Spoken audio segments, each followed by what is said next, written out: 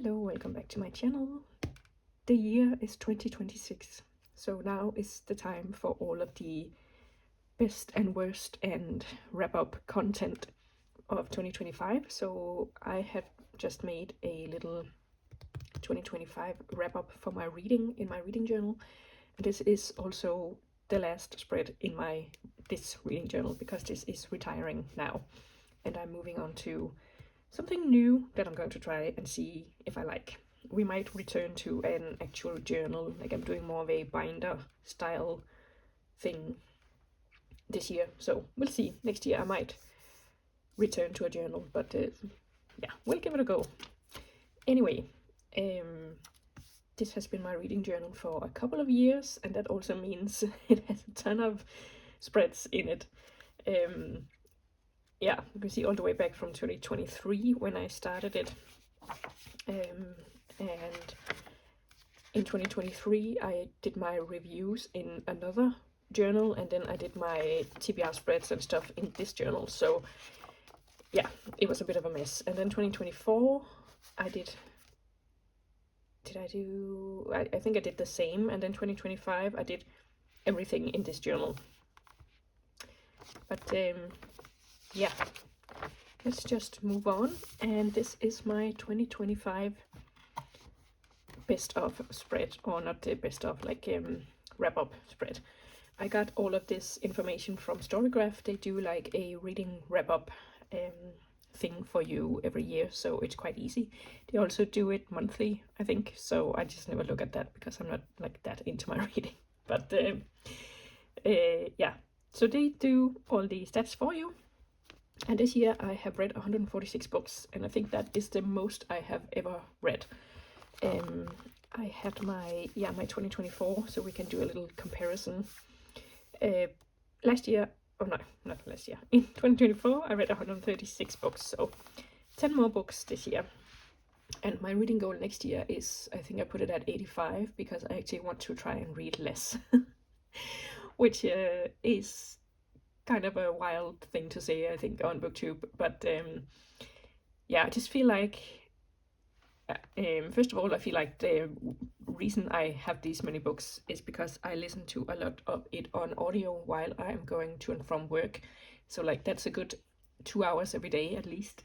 And then I have been also reading physically for a long time, every day, or not almost every day, because I am trying to put into my nighttime routine that I read for half an hour before bed. So that's already like 2.5 hours every day. And I just feel like I could be doing other stuff too, rather than reading outside of those times.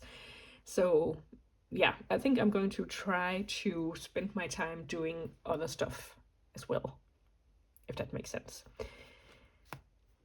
That was 53,459 pages, and that's almost 10,000 more pages than in 2024. 10,000 more pages, and no, not 10,000. Let's see, 6,000 more pages. So I think that evens out for 10 more books. So my first book I read was Legends and Lattes by Travis Baldree. And this is the year that I figured out I don't like cozy fantasy. I like cozy mystery, but not cozy fantasy, because in my fantasy books I need a plot.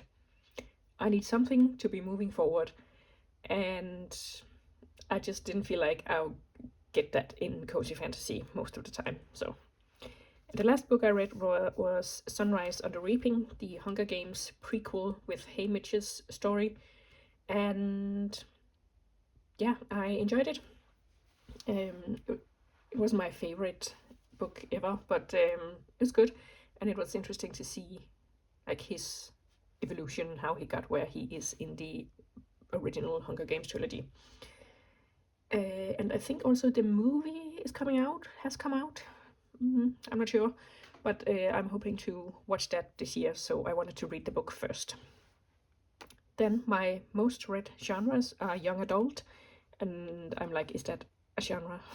Not really, in my opinion, but this is how Storygraph does it. So, and then fantasy and historical, and I feel like historical is different from historical fiction, because there can be like historical fantasy, which would probably be something like Amina al-Sarafi. The Adventures of Amina al-Sarafi would be historical fantasy. And I don't know how they count it, honestly. But I feel like this is probably correct, especially because it was completely the same in 2024. And then the longest book I read in 2025 was Return to Mandalay at 576 pages. In 2024, it was Why the West Rules, which was 750 pages, so that's kind of a drop down. But this was non-fiction, and this is historical fiction. So the shortest book I read was The Fall of the House of Usher at 36 pages, and I basically read this in order to complete a Herkiet prompt. In Herkiet 2, there was a prompt where you could pick your favorite prompt from Herkiet 1. So I picked the classic and adaptation of that classic. So I read The Fall of the House of Usher, and then I read What Moves the Dead by T. Kingfisher. I actually read it in reverse because I realized that that was inspired by The Fall of the House of Usher. So I was like, I can cross out a Herkiet prompt with this. And for 36 pages, it was fine. I didn't really enjoy The Fall of the House of Usher, but 36 pages, Herkiet prompt, done. The average length of the book was 335 pages, and in 2024 it was 339. So that is pretty consistent, and the average rating this year was 3.49. In 2024 it was 3.67, so I feel like I did read better books in 2024. And that is also apparent in the 5 stars, because in 2024 I did have 10 5 stars, and here I only had 4, and one of them was The Hunger Games, which was a reread. So, but I will say I also had a massive slump in 2025. And it's kind of amazing that I managed to read 146 books, because I have been slumping for like 5 months now, 4 or 5 months. It's getting better, definitely, but yeah, like the end of summer, start of fall was horrendous. In 2024, I read 94 new authors, and this year I read 93. So again, pretty consistent. I think I end up reading a bunch of new authors, just like because I think even if I find a book I really enjoy, I tend to not look at the backlist, honestly. Yeah, so the continuing authors are mostly in series that I am continuing, and I'm quite bad at that too. So a lot of new authors.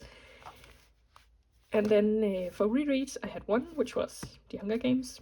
And considering that one of my continuing goals is to reread my entire library, this is not going well.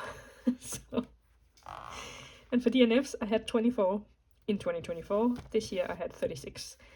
And actually it's the 2nd of January right now, 2026, and I have already had a DNF. So I'm getting better at DNFing, and I hope that that will also have an impact on my rating. So like if I don't like the book, I won't continue reading it. I will also say that I do try to, if I feel like the book is like 1 or 2 stars, I want to DNF it, just because I don't want to waste my time, and I want to raise this rating and have more 5-star books. And considering I want to not half, but like almost half the books that I want to read this year, I need to make sure that they are the top books. So in 2024, I had exactly 10 5 stars. And let's see, I had 2 rereads. And here I had 1 reread. Like I said, I only had 4 stars, so that was The Hunger Games, The Impossible Fortune, which was number 5 in the Thursday Murder Club series. Then I had a book about compost, because I want to start doing that in my garden in the summer. And then I had The Undertaking of Heart and Mercy. Yeah, so that was like the only new-ish. Like, of course, the non-fiction, but that's kind of random. And then this was a series that I love, and then this was a reread. So this Undertaking of Heart and Mercy was like the only new to me kind of book that made a 5-star, if that makes sense. Then I had some like 4.75, 4.5 stars. And that was, I think, yeah, A Sky Beyond the Storm, which was a book in the An Ember in the Ashes series. I can't remember if that was the last one. Those titles are kind of long. Then we had Half a Soul. And one of the reasons I want to read less is because I want to critically engage with it more and write like more comprehensive reviews so that I can actually remember what I read, because I gave this probably 4.5 stars and I can't remember anything of it. And then I went back and looked at my review that I had written, which was also a goal of mine to read or to write a review for every book. And basically the review says, I really liked their relationship, and I liked the fact that her personality was not fixed at the end of the book, because she's like kind of autistic-ish presenting, as far as I remember. So number one, I can't remember the book as we're sitting here, even though it was one of my favorite books of the year. Number two, my review kind of sucks. So I just want to have like less clutter in my brain so that I can actually remember the good stuff. Yeah. Then we are moving into 4-star books, and I think I had 30 some 4-star books, so that's not bad at all. And these are just the ones that like stood out to me as I was scrolling through. So we have We Solve Murders, which was another Richard Osman. That's a new series he has started, and I really enjoyed it because I just generally enjoy his writing style and his characters. Then we had The Floating World, which is a Asian-inspired fantasy book, young adult fantasy.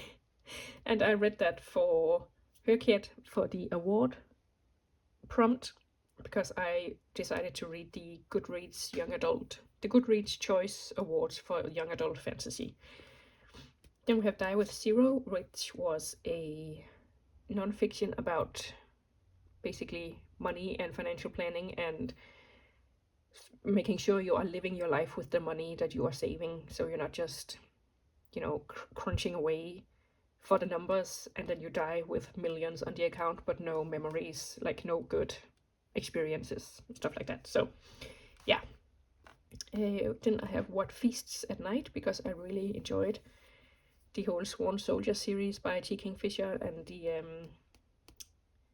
What Moves the Dead was the first one in that, and I love Easton as a character, and I'm excited to read What Stalks the Deep this year, which is the 3rd book, and I think the end, maybe.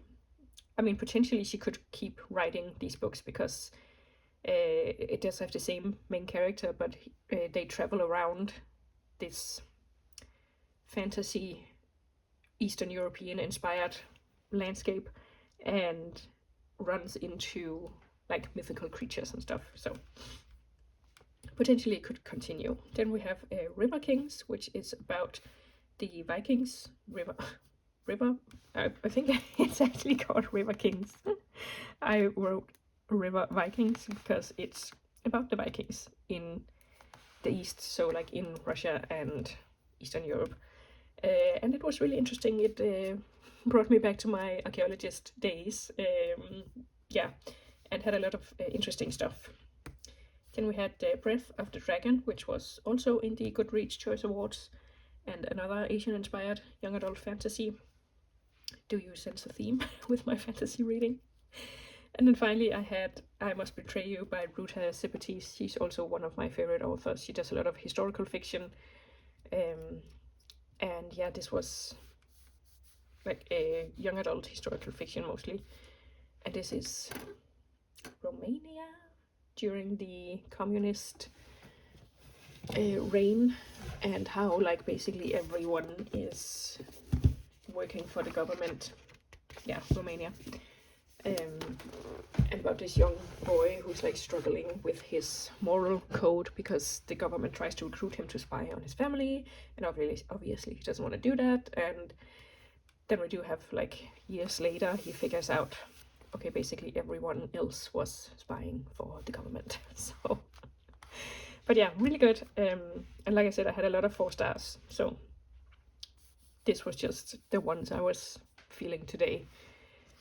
But yeah, that was my 2025 in books. How about you? Did you have more 5 stars than me? Did you accomplish all of your goals? Let me know. I would love to see and love to hear what you have been reading. And if you have any recommendations to get my average rating up, I'd love to know. Obviously, young adult Asian inspired fantasy is the way to go. So yeah, I'm excited for 2026, and hopefully I can up the number of 5 stars and up my average rating. So thanks for watching, and I'll see you soon with another video. Bye!